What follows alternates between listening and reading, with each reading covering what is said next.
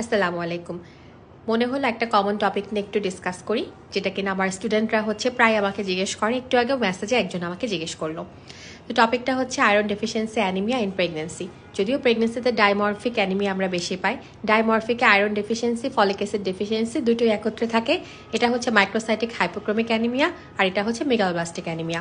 যাই হোক, যে কয়েকটা বিষয় একটু হাইলাইট করতে যাচ্ছি।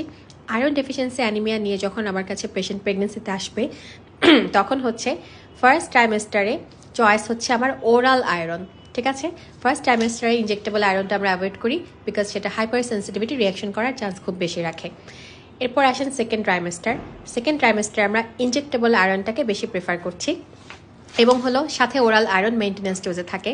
আর সেকেন্ড ট্রাইমেস্টারে আমরা ব্লাডটা অ্যাভয়েড করতে চাই, বিকজ সেটা প্রিটার্ম লেবারের রিস্ক কিন্তু বাড়ায়। থার্ড ট্রাইমেস্টারে যেহেতু সময় কম, ওরাল বা ইনজেক্টেবল যাই বলেন না কেন, তারা কিন্তু একটা টাইম নেয়, মোটামুটি 3 to 4 weeks টাইম কিন্তু লেগে যেতে পারে, ঠিক আছে, অপটিমাইজেশনের জন্য।